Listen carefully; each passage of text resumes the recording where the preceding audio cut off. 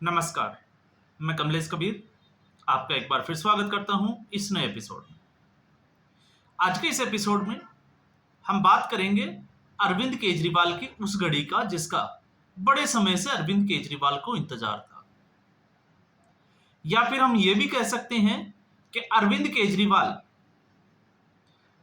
पहले से ये जानते थे कि उनका दिल्ली में इस बार ज्यादा कुछ होने वाला नहीं है, इसलिए अपने आप को किसी भी तरीके से पंजाब में सेटल किया जाए। अब इसके पीछे का कारण भी अगर हम समझने की कोशिश करें तो आप सोचिएगा, जो व्यक्ति दिल्ली में लंबे समय तक मुख्यमंत्री रहा हो और फिर अचानक से वो दिल्ली छोड़कर पंजाब में शिफ्ट हो जाए, क्या उसकी नैतिक दायित्व नहीं बनता कि वो अपनी पार्टी को किसी भी तरीके से दिल्ली में खड़ा रख सके। लेकिन अरविंद केजरीवाल ने ऐसा नहीं किया, दिल्ली छोड़ दिए और पंजाब में वो शिफ्ट हो गए। और ऐसा ही नहीं, इसके संकेत अरविंद केजरीवाल ने पहले ही दे दिए थे। जब विभव कुमार को, आपको पता ही होगा, स्वाति मालीवाल केस में जब जमानत मिली तो सीधा मुख्यमंत्री आवास पंजाब में भेज दिया। अब आपको समझ में आएगा कि ऐसा क्यों किया जा रहा था। इसके लिए हमने पहले भी बात की थी, लेकिन बड़े समय बाद अब जो है वो समय आ गया कि हमें वापस जो है वो इन मुद्दों पर चर्चा करनी चाहिए। और फिर उसके बाद में अरविंद केजरीवाल खुद और मनीष सिसोदिया और सत्येंद्र जैन। अब मनीष सिसोदिया और सत्येंद्र जैन जो कि अपना चुनाव दिल्ली में हार चुके हैं, जिस मॉडल की अरविंद केजरीवाल बात करते थे, कट्टर ईमानदार का मॉडल, स्वास्थ्य और शिक्षा का मॉडल, और तीनों मॉडल की जबरदस्त तरीके से अगर आप देखोगे तो दिल्ली के विधानसभा चुनाव में हार हुई, लेकिन फिर भी मनीष सिसोदिया और सत्येंद्र जैन को प्रमोशन मिला, उनको पंजाब में शिफ्ट किया गया। क्यों किया गया? पहला ये कि क्या आम आदमी पार्टी जो है वो पंजाब को बचाना चाहती है, या आम आदमी पार्टी को यह लगने लगा है कि शायद पंजाब में इस बार सरकार रिपीट नहीं होगी, तो उसमें भी हम जो है वो जल्दबाजी कर सकते हैं। उससे पहले हमें समझना पड़ेगा, क्योंकि अरविंद केजरीवाल मनीष सिसोदिया और सत्येंद्र जैन को अकेला नहीं छोड़ सकते। क्यों नहीं छोड़ सकते? जिस तरीके से अरविंद केजरीवाल ने राजनीति की है, अगर मनीष सिसोदिया और सत्येंद्र जैन अरविंद केजरीवाल के हाथ से निकल जाते हैं तो फिर उसके बाद अरविंद केजरीवाल के लिए बहुत बड़ी समस्या खड़ी हो सकती है। क्योंकि अरविंद केजरीवाल के लिए जिस तरीके से मनीष सिसोदिया और सत्येंद्र जैन ने कानून को ताक में रखते हुए काम किया, तो आप समझ सकते हो कि यही कुछ लोग हैं अरविंद केजरीवाल के करीबी, जो अरविंद केजरीवाल को अच्छे से जानते हैं। और अगर ये लोग बगावत कर बैठते हैं तो फिर अरविंद केजरीवाल के लिए राजनीतिक तौर पे सरवाइव करना बहुत मुश्किल है। तो अब आप समझ गए होंगे मनीष सिसोदिया और सत्येंद्र जैन। दूसरी बात जहां पर हम समझ पा रहे हैं वो ये है कि अरविंद केजरीवाल की सबसे बड़ी समस्या ये थी कि इन्हीं लोगों की, जो अरविंद केजरीवाल की टीम है, उसके ऊपर कई संख्या में अलग अलग अदालतों में मुकदमे चल रहे हैं। अब ऐसे में सवाल खड़ा यह होता है कि क्या निजी तौर पर एक आम इंसान या आदमी जो है वो सुप्रीम कोर्ट, हाई कोर्ट और अलग अलग राज्यों में अलग अलग जगह जो केस चल रहे हैं, वो केस लड़ने की हिम्मत रखता है क्या? इतना पैसा खर्च कर सकता है क्या? अब मनीष सिसोदिया ने जो किया वो अरविंद केजरीवाल के लिए किया, सत्येंद्र जैन ने जो किया वो अरविंद केजरीवाल ने किया। तो फिर अरविंद केजरीवाल की ड्यूटी बनती है कि इन लोगों के केस लड़े। अब दिल्ली में सरकार है नहीं, तो दिल्ली का जो खजाना है सरकारी, वो सरकारी, या हम कहें कि वकीलों के जो पैसे हैं, फीस है, उसमें तो जा नहीं सकता। तो ऐसे में पंजाब में आम आदमी पार्टी की सरकार है, तो पंजाब सरकार जो है वो इनके केस लड़ने के लिए पैसा खर्च कर सकती है। अब आपको समझ में आ गया होगा, ये भी एक जो है वो इस कहानी का ट्विस्ट है। और उससे बड़ी बात जब हम बात करते हैं कि अब वो घड़ी आ गई, तो वो घड़ी ये है, अरविंद केजरीवाल इस वक्त लुधियाना में रुके हुए हैं, आपको पता होगा, विपश्यना के बाद में।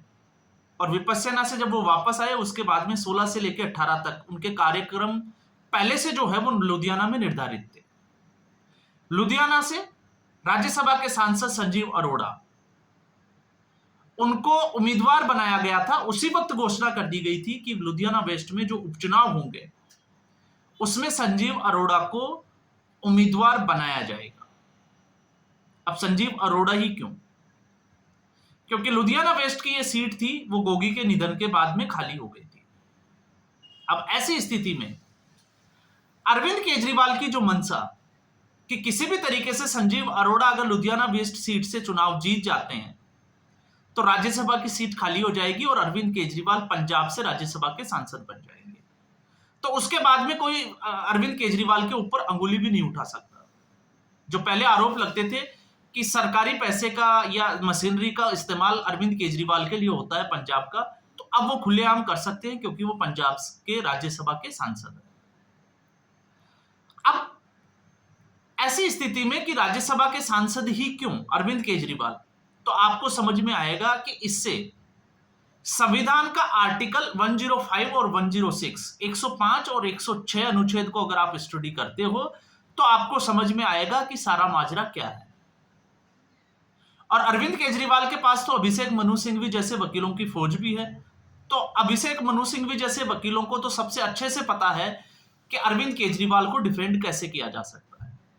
तो जब मैं अनुच्छेद 105 और 106 की बात करता हूं तो अनुच्छेद 105 जो ये कहता है कि कोई भी व्यक्ति जो राज्यसभा का सांसद या सांसद बन जाता है, वो चाहे लोकसभा हो चाहे राज्यसभा हो, तो आर्टिकल 105 उसको इम्यूनिटी जो है वो प्रदान करेगा। अब इम्यूनिटी किस तरीके की होगी वो समझना जरूरी है। एक इम्यूनिटी होगी जो होगी न्यायिक गिरफ्तारी से बचाव करेगी। आप इसको थोड़ा सा जो है वो स्टडी करोगे तो आपको पता चलेगा। अब कैसे? अगर कोई राज्यसभा का, मान लीजिए अरविंद केजरीवाल सांसद बन जाते हैं, तो राज्यसभा के जो सेशन चलेंगे उससे 3 महीने पहले, 40 दिन पहले और उसके 40 दिन बाद तक, और लगभग 10 दिन के आसपास जो है वो राज्यसभा का एक सत्र चलता है। तो ऐसी स्थिति में उनको कोई गिरफ्तार नहीं कर सकता। और अगर राज्यसभा के मान लीजिए साल भर में 3 सेशन चलते हैं तो लगभग अरविंद केजरीवाल जो है वो 40, 80 और 10, 90 के हिसाब से 3 महीने बन जाते हैं। तो 3 और 3, 9 महीने के आसपास जो है वो जेल से बाहर रह सकते हैं। ऐसे में जो है वो कोई भी सरकारी एजेंसी अगर समन जारी करती है तो उससे भी जो है वो अरविंद केजरीवाल को इम्यूनिटी मिलेगी। तो यह अरविंद केजरीवाल के गेम प्लान का एक हिस्सा है। दूसरा, अरविंद केजरीवाल जब राज्यसभा के सांसद बन जाएंगे तो फिर उसके बाद में 106 आर्टिकल को अगर आप देखोगे तो वो है वेतन और भत्ते। तो उनको सरकारी पैसा मिलेगा, उनको रहने के लिए सरकारी बंगला मिलेगा, उनके भत्ते मिलेंगे। तो अरविंद केजरीवाल की एक और चीज जो है वो बड़ी आसान हो जाएगी। क्यों? जिस क्राइसिस से अरविंद केजरीवाल और आम आदमी पार्टी गुजर रहे हैं। तो इसमें 3 चीजें तो साफ हो चुकी है। एक, गिरफ्तारी से बचाव के लिए। दूसरा, पंजाब सरकार जो है वो अरविंद केजरीवाल के केस लड़ेगी। और तीसरा, जिसकी हम बात कर सकते हैं, वेतन भत्ते और बंगले, जिसका अरविंद केजरीवाल आदी हो चुका है। भले ही वो नैतिकता के आधार पर कितनी दुआई दे कि उनके रहने के लिए सिर्फ 2 कमरों की आवश्यकता है, लेकिन शीशमहल पूरे देश ने देखा, और वो भी उस समय जब पूरे देश में कोरोना की लहर जो है वो बड़ी जबरदस्त तरीके से चल रही थी। और फिर उसके बाद में एक और जो है वो इम्यूनिटी मिल जाती है, और वो इम्यूनिटी है freedom of speech. Arvind Kejriwal अगर राज्यसभा के सांसद बन जाते हैं तो संसद में वो नरेंद्र मोदी और भारतीय जनता पार्टी के खिलाफ जो है वो कुछ भी बोल सकते हैं। अब ऐसा क्यों? मैं इसको इम्यूनिटी क्यों कहता हूं?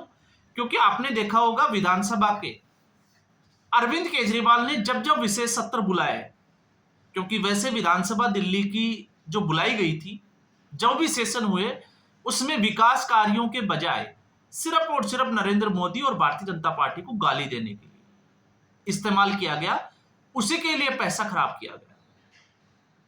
आपने देखा होगा सीएजी की एक भी रिपोर्ट 2016 के बाद से अरविंद केजरीवाल ने सार्वजनिक नहीं की, जबकि सरकार की यह ड्यूटी बनती है कि वो सीएजी की रिपोर्ट को विधानसभा के पटल पर पब्लिक डोमेन में रखें, लेकिन अरविंद केजरीवाल ने ऐसा नहीं किया।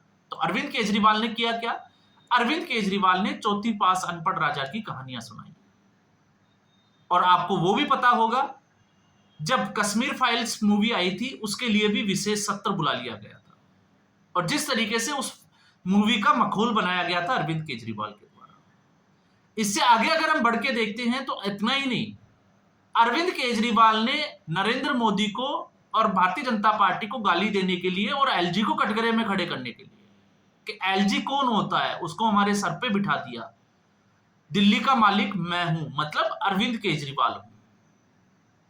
अब वो विधानसभा में, तो आप इसको ये समझिए कि हमारा संविधान जो है वो इम्यूनिटी देता है कि आप संसद में कोई भी अगर बात रखते हो, कुछ भी बोलते हो, तो आपके ऊपर मुकदमा नहीं चलाया जा सकता। आपने देखा होगा अरविंद केजरीवाल किसी प्रेस कॉन्फ्रेंस में ऐसे कभी जो है वो ऐसा कुछ बोलते हुए नजर नहीं आते, लेकिन जब जब उन्होंने विधानसभा में कार्रवाई हुई, तब तब उन्होंने जो बोला वो पूरे देश ने देखा। क्यों? क्योंकि उनको पता है कि इससे उनका कुछ बिगड़ने वाला नहीं है। तो ये चार चीजें जो है वो बड़ी इंपॉर्टेंट हो जाती है, जो अरविंद केजरीवाल के लिए वरदान साबित हो सकती है अगर संजीव अरोड़ा लुधियाना वेस्ट से चुनाव जीत जाते हैं। तो फिर सवाल यह है कि आखिर संजीव अरोड़ा का चुनाव जीतना उतना आसान है? तो उसका जवाब यह है कि फिलहाल जो है वो उतना आसान नजर भी नहीं आ रहा। क्यों नहीं आ रहा? क्योंकि आम आदमी पार्टी की छवि खराब हुई है। अभी आपको पता ही होगा अमन अरोड़ा की गिरफ्तारी, इससे पहले दिल्ली में हार, तो कहीं ना कहीं आम आदमी पार्टी अपनी विश्वसनीयता खो चुकी है, और उसमें अरविंद केजरीवाल भी शामिल है, क्योंकि अरविंद केजरीवाल का खुद का चुनाव हारना, इसमें सबसे बड़ा सबूत जो है वो हम रख सकते हैं। लेकिन जब हम कांग्रेस पार्टी की और अकाली दल की, क्योंकि अभी भारतीय जनता पार्टी ने अपने कैंडिडेट का जो नाम है वो अनाउंस नहीं किया है, हालांकि रेस में जो है वो कुछ लोग बताए जा रहे हैं, और लगभग जो है वो 3 से 4 नाम सामने आ रहे हैं, जिसमें खबर ये भी है कि रवनीत सिंह बिट्टू जो है वो भी टिकट मांग रहे हैं। अब वो किसके लिए मांग रहे हैं, ये जो है वो 1-2 दिन में साफ हो जाएगा, और 2 जून जो है वो इसकी आखिरी तारीख, जिसमें एक महिला जो है वो नेत्री भी है, राशि अग्रवाल, उसका भी नाम जो है वो चुनाव समिति को, भारतीय जनता पार्टी को भेजा जा सकता है। और इसके अलावा अगर आप देखोगे तो विक्रम सिंह संधू और जीवन गुप्ता, विक्रम सिंह संधू, इनका जो है वो ज्यादा, जिसको हम कह सकते हैं कि दावेदारी है कि वो यहां पर चुनाव लड़े। लेकिन इसके उलट हम बात करते हैं कांग्रेस पार्टी और अकाली दल। तो कांग्रेस पार्टी की तरफ से भारत भूषण आसू, जो एक आपको पता होगा मंत्री भी रह चुके हैं और 2 बार के एमएलए भी हैं, तो उनकी टक्कर है सीधे तौर से संजीव अरोड़ा से। और इसके अलावा शिरोमणि अकाली दल, उनके भी जो है वो प्रभकौर सिंह घुम्मन जो है वो चुनावी मैदान में है, और वो तो पहले से ही जो है वो वादा कर चुके हैं कि वो अकाली दल को ये सीट वापस लौटा कर रहे हैं, और इसमें भारतीय जनता पार्टी और शामिल हो जाएगी। तो ऐसी स्थिति में हम ये तो नहीं कह सकते कि चुनावी जो समीकरण है वो आम आदमी पार्टी के फेवर में है, लेकिन हमने ये भी देखा है कि बाई इलेक्शन का फायदा जो है वो ज्यादातर सत्ता पक्ष को ही होता है। अब यहां पर इसको आप ऐसे भी समझ सकते हैं, सत्ता पक्ष को होता है, इसीलिए अरविंद केजरीवाल पंजाब में टिके हुए हैं। नहीं तो आपको पता होगा पंजाब के अलावा पश्चिमी बंगाल, केरल और गुजरात, वहां पर भी बाई इलेक्शन है। तो अरविंद केजरीवाल वहां क्यों नहीं गए, पंजाब ही क्यों आए? क्योंकि पंजाब में अरविंद केजरीवाल सत्ता में, और जब अरविंद केजरीवाल की पार्टी सत्ता में है तो आप समझ सकते हैं जिन बातों पर हमने अपनी बात रखी वही जो है वो नजर आती हुई दिखाई देती है। तो इस एपिसोड में फिलहाल इतना ही। उम्मीद करता हूं वीडियो एपिसोड आपको पसंद आया होगा। वीडियो को लाइक करें, शेयर करें, चैनल जरूर सब्सक्राइब करें। धन्यवाद।